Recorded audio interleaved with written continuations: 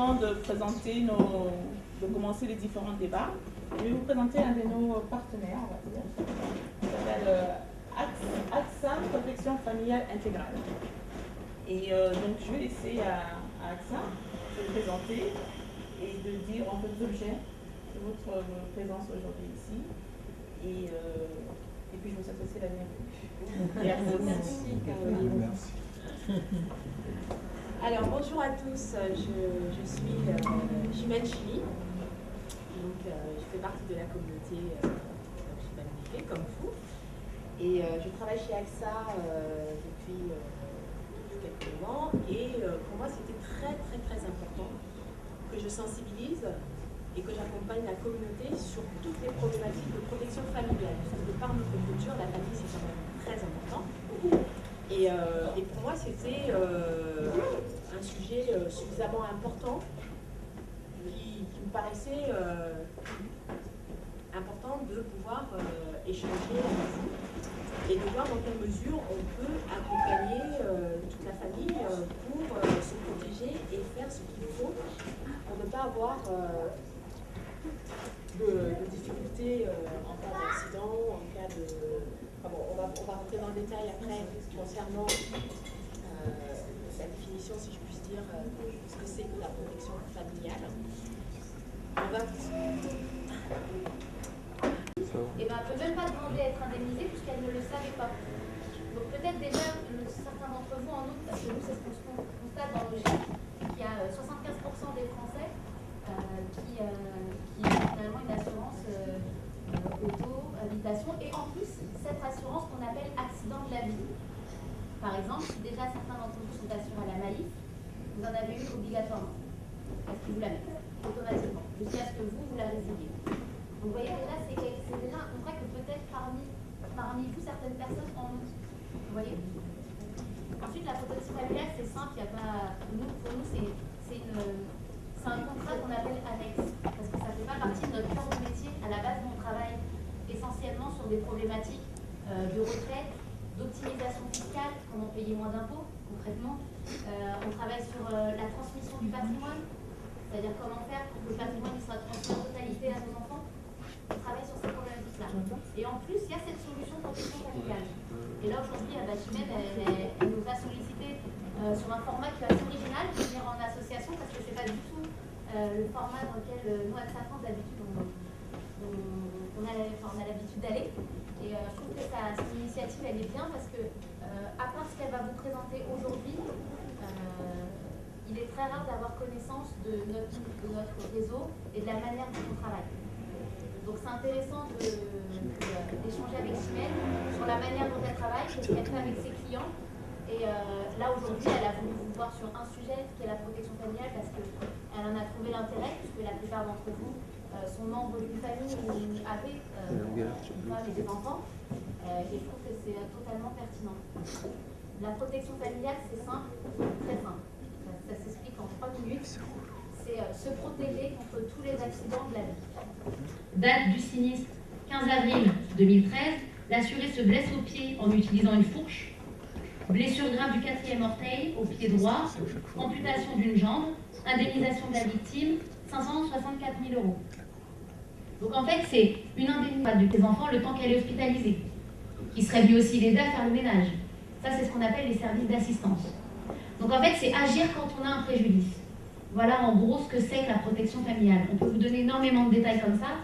La seule chose, c'est se dire, c'est-à-dire 13 € Par mois ou par an? par mois. 20 € par mois pour la protection familiale. Donc là, toute la famille est couverte, aussi bien le conjoint, les enfants, tous les membres du foyer. Par exemple, vous avez un enfant qui... Et en plus de ça, après, c'est se dire, est-ce que j'ai envie de m'assurer pour les contrats de la vie privée? Parce que déjà, est-ce que j'ai une famille? Et s'il y a ces risques-là, oui, ça peut être intéressant. Voilà.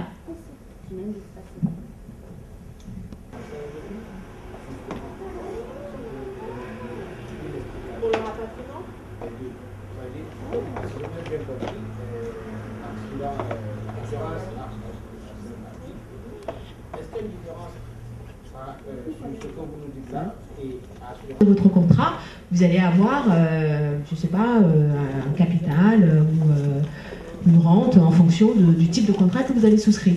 Donc ça, c'est en cas de vie. Donc en clair, vous avez mis de l'argent vous avez épargné et vous récupérez l'argent pour un projet, enfin bon, voilà.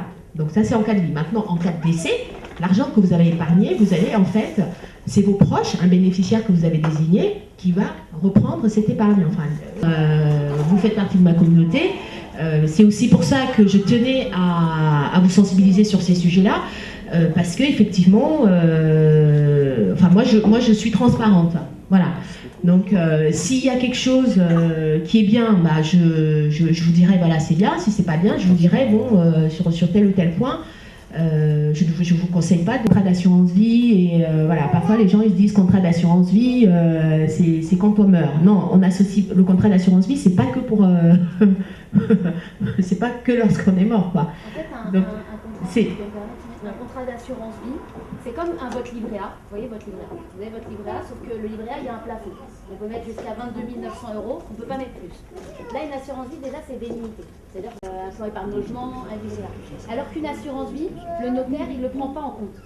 Et d'autant plus qu'en cas d'assurance vie, si moi je souscris une assurance vie, je mets 10 000 € dessus, en cas de décès, ma femme, elle va à la banque, mon mari, il va à la banque avec un RIB, une pièce d'identité, et vu qu'il est bénéficiaire, il a tout de suite l'argent. Alors que pour le livret A, tout est bloqué. Donc il y a des petites nuances comme ça que parfois les gens ne savent pas. Ils se disent bon j'ai un contrat qui me protège en cas d'invalidité. Bah, pourtant ils sont couverts sous certaines conditions et qu'ils ne comprennent pas forcément souvent. Oui, et c'est pareil, les mutuelles santé, on peut du rapatriement des corps. Donc effectivement, je sais que le rapatriement de corps, c'est un grand sujet dans la communauté. Donc nous...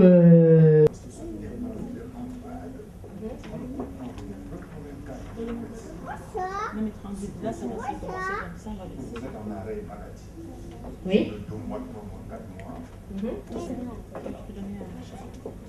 Non, on n'est pas sur... là, vous parlez de ce qu'on appelle, enfin, le jargon technique, c'est l'incapacité. Donc, en cas d'incapacité, tout. C'est-à-dire que si c'est l'arrêt de travail pour accident, hospitalisation, maladie, c'est tout. Et qu'est-ce qui se passe? C'est que la sécurité sociale va vous donner 1 250 €, c'est le plafond maximum pour les salariés. Donc, même si on gagne 5 000 €, ça sera 1 250 €. Ça ne sera pas 50%. Avoir 100% de mon revenu, de mon salaire. Et donc, ça veut dire que l'assurance va vous donner le delta entre 1 250 € et 5 000 €. Et donc ça, c'est une garantie, mais accident travail. Il y a aussi invalidité. Là, on est là pour les accidents de la vie. Et là, donc là, on rentre vraiment dans la casquette accident.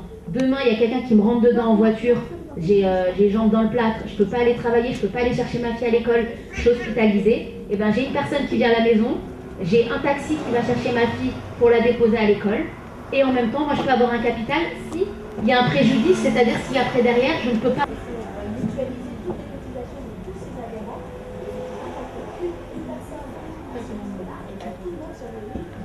Parce que en tout ce qui concerne les assurances, on peut y passer la journée. Parce que la plupart d'entre nous, on ne lit pas nos contrats d'assurance. Bonsoir encore une fois à tous. Nous allons commencer les débats en excusant les retardataires, puisque aujourd'hui c'est le premier jour des vacances, la France a perdu, bref, il y a beaucoup de raisons pour que les gens arrivent en retard. Donc le premier sujet que nous allons aborder, c'est tradition et culture bangwa. Ça donnera le cadre et ensuite j'expliquerai pourquoi nous sommes ici. Donc pour cette partie tradition et culture bangwa, je demanderai spontanément aux personnes qu'on appelle les notables bangwa qui sont dans la salle de venir nous dire quelques mots sur cette culture et tradition bangwa dont on entend beaucoup parler mais dont on ne sait pas forcément, et dans le public il y en a beaucoup qui ne savent pas qu'est-ce que c'est. Donc ceux qui se sentent un peu forts viennent d'eux-mêmes, sinon je vais les désigner.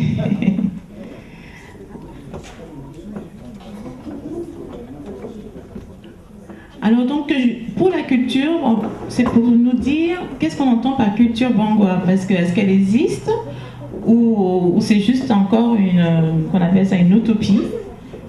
C'est juste une introduction pour qu'on puisse expliquer où se trouve Bangwa, et ensuite je vous donnerai on parlera, détaillerai un peu plus les choses. Je vous présenterai aussi les différents partenaires. Vous avez commencé à voir AXA. Vous verrez aussi tout ce qui concerne les e-cigarettes. Vous verrez les autres associations partenaires qui sont Oxygène Social, par son représentant ici présent, M. Emmanuel Bong. Oxygène Tonga, par son représentant ici, M. Dieudonné. Chaque fois que je ne peux pas ton petit nom, il va falloir que je trouve ton nom officiel. Et Jumelage et partenaires Jessica Affaires sont en cours de route. Donc, dans un premier temps, je vais juste que les deux notables Bangwa de la salle nous disent un petit mot sur Bangwa, de manière conviviale. Monsieur Ngoko Victor, Monsieur Patrick Diomo, venez nous faire un petit mot. Venez le soutenir ici. Voilà, ce sera plus simple.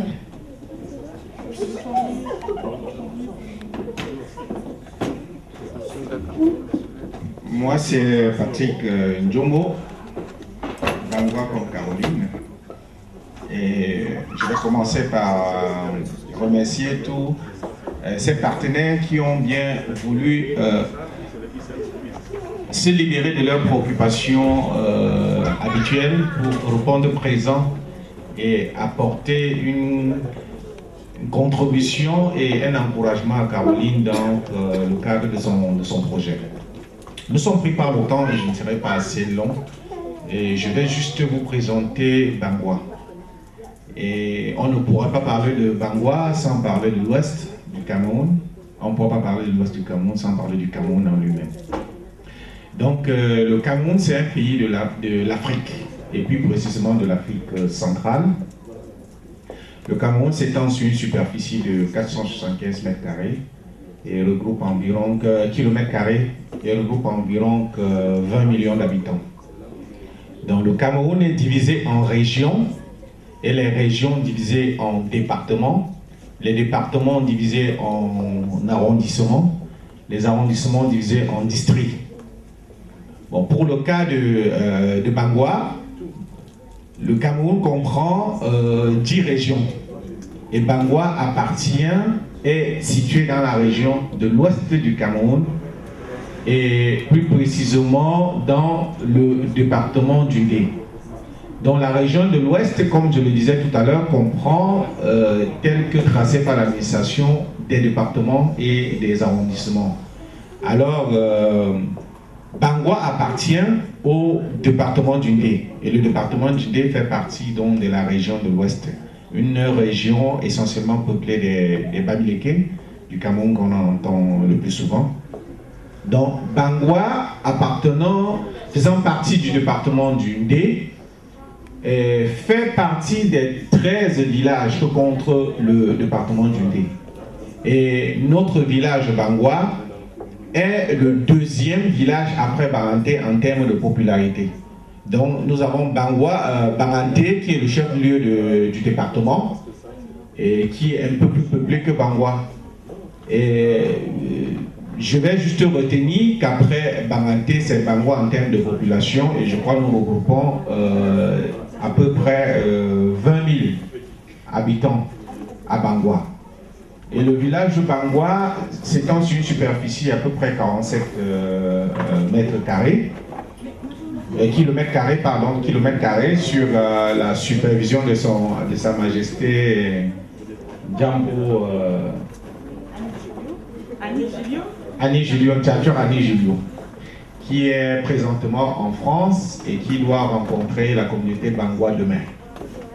Donc c'est l'occasion ici de demander aussi à la majorité des Bangwa d'être à cette invitation demain dans l'après-midi. Donc voilà grosso modo ce que je peux dire concernant la situation géographique de Bangwa. Je vais également vous dire que historiquement, Bangwa est le premier village, je peux dire de l'Ouest, pour ne pas dire l'un des premiers villages qui a accueilli le premier hôpital du Cameroun dans les années 50. Et je crois que quand nous regardons YouTube, nous regardons tous ces réseaux sociaux, nous avons l'habitude de voir des vidéos qui retracent l'histoire de l'hôpital Bangwa, qui reste un hôpital de référence et qui fait aujourd'hui Bangwa. Et à côté de Bangwa aussi, il faut retenir qu'il y a une administration, il y a des écoles, il y a des écoles, il y a des lycées, des collèges. Et c'est effectivement dans le cadre du développement, dans le cadre d'assistance, c'est-à-dire porter un secours à la population bangoua que Caroline a mis sur pied ce projet qui aboutira, je souhaite, avec toute notre assistance et la bénédiction de Dieu, d'ici quelques mois, par la réalisation d'une ou plusieurs salles de classe pour une de ces écoles de Bangoua. Voilà en quelques mots ce que je peux vous dire concernant Bangoua. Je crois que s'il y a des questions, nous y reviendrons. Je vous remercie et je passe la parole à notre notable, l'un de nos grands notables à Paris, à la personne de Fongo Victor. Dana, te plaît.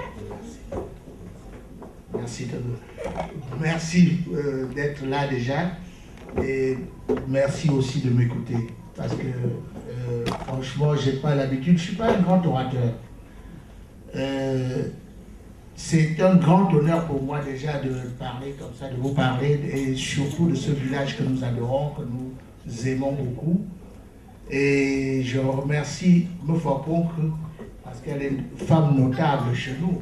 Et en plus de ça, elle a été élevée au rang de notabilité déjà par Dieu, parce que chez nous, une femme qui a accouché de 2 enfants est déjà une notable. D'ailleurs, chez nous, on dit sous-cap. Ça veut dire tu es l'égal des notables. Alors, je pense que pour revenir tout simplement sur Bangoua, je dirais que ce petit village-là a aussi sa manière d'exister, sa manière de vivre dans ce grand pays, parce qu'on dit 475 000 km² pour le Cameroun, mais Bangoua, avec ses 47 km², est un tout petit point, mais un petit point qui regroupe un peuple qui est réuni autour d'une manière de vivre. Que l'on appelle souvent la culture ou la coutume, je ne sais pas comment est-ce qu'en français on peut nommer ça. Et cette culture-là, oui, nous l'avons. Nous essayons aujourd'hui, malgré l'éloignement, parce qu'on est quand même ici à 6000 km du Cameroun, de faire revivre un peu certaines choses que nos parents nous ont laissées, parce que nous ne sommes que des héritiers de toutes les façons. Tous, tels que nous sommes ici, nous sommes héritiers d'une culture. Et celle de Bangoua, nous l'héritons et nous voulons le transmettre. La transmettre, pardon. Alors, oui, Bangoua déjà est, je ne sais pas si je peux dire gouverné, par je dirais, un chef supérieur qui a sous lui plusieurs notables. Et ces notables, en essayant de les classer, sont divisés aussi par chambre. On a une chambre qui a 7 notables, et généralement c'est cette chambre qui est la plus, je dirais, celle qui prend la plus grande, qui donne beaucoup plus d'importance à Bangoua, parce que c'est celle qui prend les décisions à la finale. C'est celle qui a le droit de veto, si on peut appeler ça, en dehors de celui du chef. Il y a la chambre des 9, qui est un peu comme la chambre, comme les législateurs. Ce sont eux qui décident comment est-ce que les choses doivent se passer et qui aussi veillent à ce que ça se passe. Il y a aussi une chambre qu'on appelle chez nous les tchétons, qui sont ceux qui font la sécurité, en un mot. C'est-à-dire que si ça ne se passe un peu mal dans un coin, ce sont ceux-là qui vont veiller à ce que le calme, que les choses se fassent dans les règles. En gros, voilà un peu comment est divisée la notabilité. Et puis maintenant, il y a une caste de notables qui n'ont pas de rôle particulier dans le village, mais qui sont parfois consultatifs, tout simplement, et qui sont aussi ceux sur qui on compte quand il y a un problème, quel qu'il soit, dans le village. Et ceux sur qui non seulement le roi, mais les autres notables et tous les membres du village comptent. Ne serait-ce que par leur sagesse aussi, ne serait-ce que parce que c'est des gens qui sont très très dynamiques. Il y a plusieurs raisons à ça. Pour ne pas trop traîner, je voulais aussi tout simplement revenir sur un simple point, c'est que parmi c'est-à-dire dans le village, en dessous du chef, il y a aussi ce qu'on appelle des sous-chefs, dont j'en fais partie. Et il y a des sous-chefs à territoire et des sous-chefs sans territoire. Voilà, je pense que bon, peut-être s'il y a des questions, je pourrais répondre. Donc on vous a un peu balayé un peu rapidement un peu cette culture bangwa. S'il y a des questions sur cette partie, oui.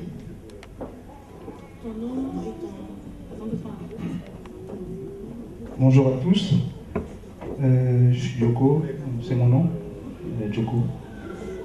Et je suis originaire du Cameroun aussi, je suis bamileke. J'aimerais faire une remarque. J'aimerais savoir si le mot démocratie existe dans une langue bamileke. Parce que l'explication que je viens d'avoir du notable M. Fongou est un exemple, je crois, l'un des exemples les plus remarquables de la démocratie. On se rend donc compte finalement que la démocratie existe en Afrique. Et je ne comprends pas pourquoi nous, on est toujours taxés d'adémocrates.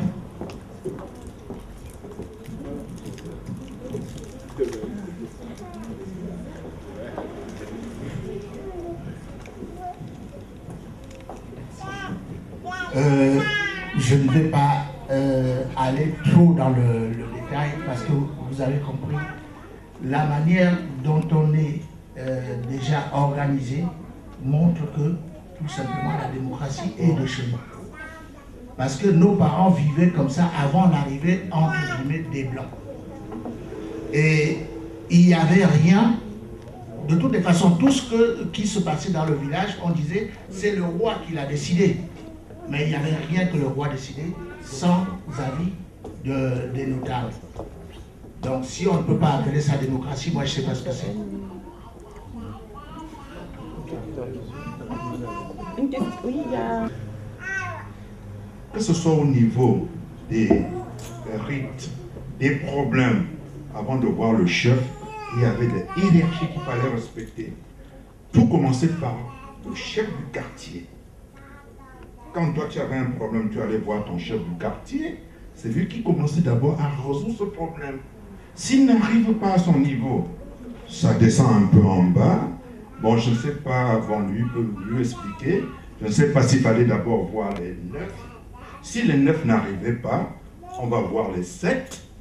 Et au niveau des 7, si ça ne marchait pas, on arrive maintenant au niveau du chef. Parce que quand vous voyez en Europe, on parle de décentralisation. La décentralisation, c'était ça en Afrique. Principalement dans l'ouest du Cameroun. Parce que les autres côtés, bon, je ne sais pas si dans certains pays africains, c'était les mêmes démarches. Mais chez les Bamileke, la démocratie existait réellement. Donc, quand on regarde nos pays à l'heure actuelle, c'est une indépendance faussée, une démocratie vous voyez, ça a poussé maintenant à tout noyer. On ne comprend plus rien. On n'est ni démocrate, ni africaniste. Donc on voit ce mélange du genre, on ne sait plus ce qu'on veut. Donc nos pays étaient vraiment démocratiques, nos villages. Et on voyait que dans le temps, nos villages étaient tellement développés. Il y avait une culture, que ce soit agricole, il y avait le développement, mais quand on voit nos villages à l'heure actuelle, est-ce qu'on peut parler même du développement? Rien, il n'y a plus rien. Et quand on voit que nos chefs supérieurs sont des agents de l'administration, chose impensable, il y a 40 ans ou 50 ans. Donc cette hiérarchie permettait un certain ordre, comme il l'a dit, et nos sociétés marchaient correctement. Voilà ce que moi je peux ajouter par rapport à ce que Frango vient de dire. Merci. Je vais reprendre un peu le relais. Bon, je me nomme David Atanga. Je suis consultant informatique et je m'intéresse ici particulièrement à la vie sociale du Cameroun. Étant donné que moi-même j'ai présidé une association pendant 12 ans.